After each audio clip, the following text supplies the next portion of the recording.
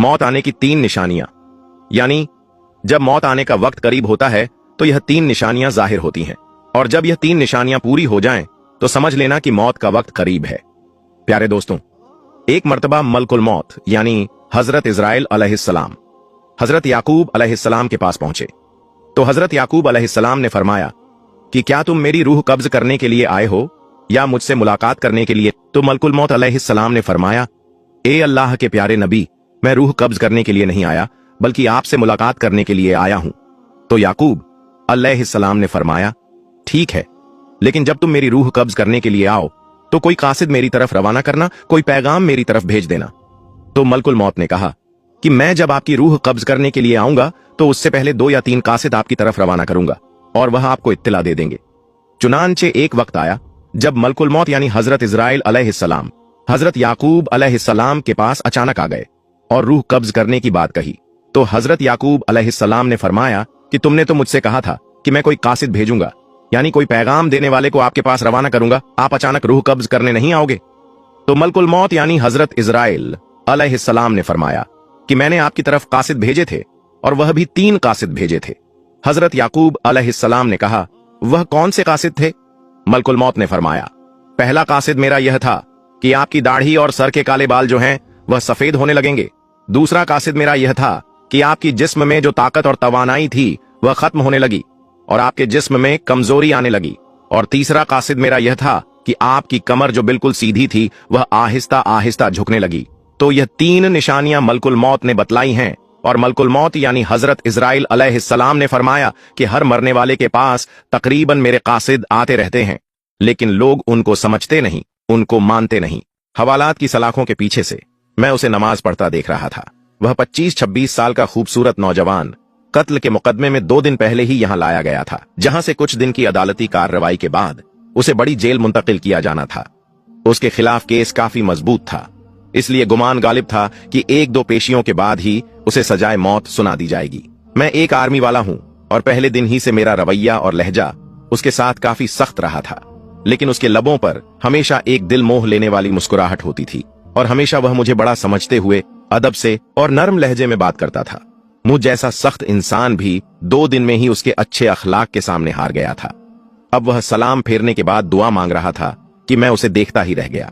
वह इस तरह खुशू और खुजू से दुआ मांग रहा था कि यूं लगता था कि जिससे मांग रहा है वो उसके बिल्कुल सामने बैठा हो। दुआ के बाद उसकी नजर मुझ पर पड़ी तो उसके होठों पर वही मुस्कुराहट नमूदार हुई। वह उठकर मेरे पास आया और हमेशा की तरह मेरा हाल पूछा। आज खिलाफे मामूल मेरा लहजा काफी नरम था। बातों ही बातों के दौरान मैंने उससे पूछा कि क्या वाकई उसने कत्ल जैसा जुर्म किया है, क्योंकि मुझे उसकी मासूमियत से नहीं लग रहा था कि वह कत्ल जैसा जुर्म कर सकता है। एक इंसान का कत्ल पूरी इंसानियत का कत्ल है, तो फिर मैं ऐसा घिनौना जुर्म कैसे कर सकता हूं? उसने मुस्कुराते हुए जवाब दिया। तो फिर मैंने सवालिया नजरों से उसकी तरफ देखा। जब अल्लाह इस दुनिया में किसी को पावर देता है ना, तो अक्सर लोग भूल जाते हैं कि यह पावर अल्लाह की तरफ से अमानत है, मगर वह उन सबको अपना कमाल और हक समझ बैठते हैं। मेरे साथ भी ऐसा ही हुआ। हमारे इलाके के एक बाअसर इंसान ने कत्ल कर दिया। इत्तेफाक से मैं वहां से चंद कदम ही दूर था, इसलिए उसने मुझ पर झूठा इल्जाम लगा दिया। झूठे गवाह भी तैयार कर लिए गए और आखिरकार मुझे यहां जेल में डाल दिया गया। आर्मी वाले ने पूछा, तो तुम्हारे घर वालों ने कुछ नहीं किया? घर वालों ने अपनी सी कोशिश की, लेकिन वही बात, इस मुआशरे में लोग भी डर के मारे उसी का साथ देते हैं जो ताकतवर होते हैं। वह फिर से मुस्कुराया और मुझे उसके सुकून को देखकर हैरत हुई। तुम्हें डर नहीं लगता? हो सकता है कि कुछ दिनों तक तुम्हें मौत की सजा सुना दी जाए। इंशाअल्लाह मुझे कुछ नहीं होगा। मैंने उसके आगे अपनी अर्जी रख दी है, जिसके सामने बड़े से बड़े बादशाह की भी कोई हैसियत नहीं। उसने यकीन भरे लहजे में जवाब दिया। मैंने फिर से सवालिया नजरों से उसे देखा तो वह कहने लगा कि मैं अपने अल्लाह की बात कर रहा हूं। उसे मेरे बेगुनाही का पता है और वह मुझे कुछ नहीं होने देगा। उसके हर लफ्ज से मोहब्बत टपक रही थी। तुम्हें यकीन है कि काम हो जाएगा? अगर ना हुआ तो? मैंने उससे पूछा। जब उसे मांगा जाता है ना, तो फिर शक में नहीं पड़ते कि वह कबूल नहीं करेगा। सब कुछ उस पर छोड़कर इंतजार करते हैं। उसके लहजे में यकीन ही यकीन था। मैं बस उसके चेहरे को तकता ही रह गया। इससे पहले अल्लाह पर इतना यकीन शायद ही किसी में देखा हो। 3 दिन और गुजर गए। इसी दौरान उसके घर वाले भी उससे मिलने आए थे। वह अपने माँ बाप का इकलौता बेटा था। उसकी माँ का रो रो कर बुरा हाल था, लेकिन उसके सुकून में कोई कमी नहीं आई। वह मुसलसल समझाता रहा कि मैंने अल्लाह के सामने अर्जी रख दी है। उसे पता है मैं बेगुनाह हूं देख लीजिएगा, वह मुझे कुछ नहीं होने देगा।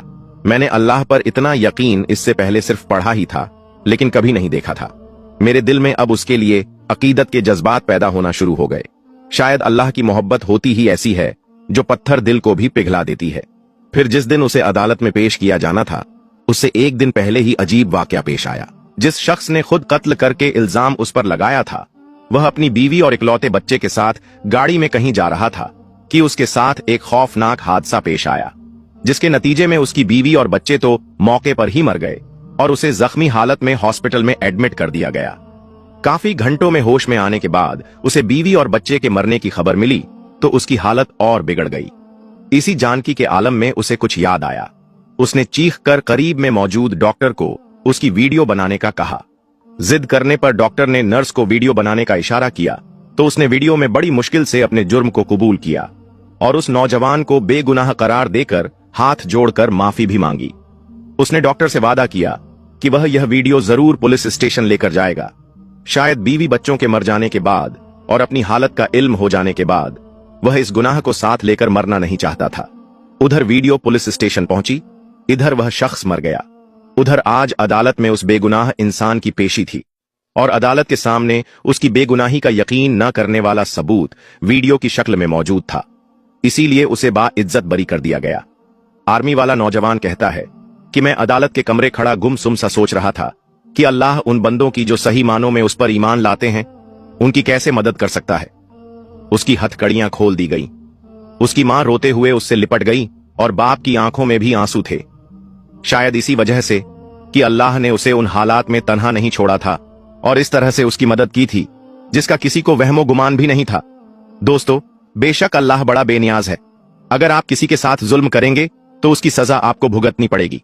अगर आप किसी बेगुनाह इंसान पर कोई इल्जाम लगाते हैं, आप दुनिया में उसे सजा दिलवा सकते हैं, लेकिन यह बात याद रखिएगा कि रोजे महशर अल्लाह की अदालत लगेगी तो उसमें वह अपना मुद्दा बयान करेगा, उसमें वह अपनी बेगुनाही बयान करेगा और बेशक अल्लाह खूब जानता है कि वह बेगुनाह है और आपका यह जुल्म, आपकी यह ज्यादती आपके गले पड़ेगी। इस दुनिया में तो आप इसका मदावा कर सकते हैं, लेकिन रोजे कयामत आप इसका मदावा नहीं कर सकते। बेशक एक इंसान का कत्ल पूरी इंसानियत का कत्ल है। जो चाहे कुछ भी हो, हमारा दीन इस्लाम हमें यह सबक देता है कि किसी को नाहक कत्ल नहीं करना चाहिए और अगर कुछ गलती खता हो भी जाती है तो उसका इल्जाम किसी दूसरे पर नहीं धरना चाहिए। और प्यारे दोस्तों, इस्लाम में जितनी ताकीद के साथ इंसान के कत्ल की हुर्मत को बयान किया गया, अगर आजकल के दौर को देखा जाए तो इतनी ही बेहुरमती हो रही है। अफसोस कि मामूली सी बातों पर नाहक कत्ल कर दिए जाते हैं और बाज मुसलमान इस जुर्म का इरतकाब भी दीनी खिदमत समझते हैं। हालांकि कुरान और अहादीस में किसी इंसान को नाहक कत्ल करने पर ऐसी सख्त वईद बयान की गई जो किसी और जुर्म पर बयान नहीं की गई। इस्लामी तालीमात के मुताबिक किसी इंसान को नाहक कत्ल करना शिर्क के बाद सबसे बड़ा गुनाह है। बल्कि बाज उलमा ने सूरह निसा की रोशनी में फरमाया कि किसी मुसलमान को नाहक कत्ल करने वाला मिल्लत इस्लामिया से ही निकल जाता है। हुजूर अकरम सल्लल्लाहु अलैहि वसल्लम ने भी किसी को नाहक कत्ल करने पर बहुत सख्त वईद इरशाद फरमाई है और उम्मत को इस संगीन गुनाह से बाज रहने की बार बार तलकरीन फरमाई है। हुज्जतुल विदा के मौके पर आप सल्लल्लाहु अलैहि वसल्लम ने इरशाद फरमाया, तुम्हारे खून, तुम्हारा माल और तुम्हारी आबरू एक दूसरे के लिए ऐसी हुर्मत रखती है जैसे तुम्हारे इस महीने यानी जिल हिज में तुम्हारे इस शहर मक्का मुकर्रमा और तुम्हारे इस दिन की हुर्मत है। तुम सब अपने परवरदिगार से जाकर मिलोगे, फिर वह तुमसे तुम्हारे अमाल के बारे में सवाल करेगा। इसलिए मेरे बाद पलटकर ऐसे काफिर या गुमराह ना हो जाना कि एक दूसरे की गर्दनें मारने लगो। बा हवाला सही बुखारी। तो दोस्तों, किसी पर गलत इल्जाम लगाकर उसे सजाए मौत दिलवाना भी एक नाहक कत्ल है। दोस्तों, ये मोजिजा बयान करने से पहले खाना काबा की तारीख और तामीर फजीलत पर एक नजर डालते हैं। बयान किया जाता है कि खाना काबा को 10 बार तामीर किया गया। तारीखी रिवायात में फरिश्तों ने सबसे पहले ठीक अल मामूर की सीध में जमीन पर खाना काबा को बनाया। बैतुल मामूर के बारे में आपको बताते चलें कि यह आसमान पर मौजूद फरिश्तों का काबा है। फिर हजरत आदम अलैहिस्सलाम ने इसकी तामीर फरमाई। उसके बाद हजरत आदम अलैहिस्सलाम के तीसरे बेटे जनाबे शीश अलैहिस्सलाम ने खाना काबा की इमारत को तामीर किया। लेकिन कई साल बाद काबा की दीवारें तूफान नूह अलैहिस्सलाम में गायब हो गईं। आखिर हजरत इब्राहीम अलैहिस्सलाम और हजरत इस्माइल अलैहिस्सलाम ने अल्लाह के हुक्म से इस मुकद्दस घर को नए सिरे से तामीर किया। इन हजरात के बाद कौमे अमालका के हाथों इस मुकद्दस घर की तामीर की रिवायत मिलती है। इनके बाद में अब्बू अल जहरम ने काबा की इमारत बनाई, फिर बिन कराब ने काबा को तामीर किया। उसके बाद खाना काबा को सैलाब से बचाने के लिए कुरैश ने उसकी तामीर की, जिसमें आप सल्लल्लाहु अलैहि वसल्लम भी शामिल हुए। इसके 82 साल बाद हजरत अब्दुल्ला बिन जुबैर रजियल्लाहु ताला अन्हु को तामीर काबा का शर्फ हासिल हुआ। उनके बाद हज्जाज बिन यूसुफ ने काबा शरीफ को ढा दिया और दोबारा कुरैश के नक्शे के मुताबिक काबे को तामीर किया, और यह आज भी उसी शक्ल में मौजूद है। पुराने जमाने में खाना काबा को हरे, सुर्ख और सफेद गिलाफों में भी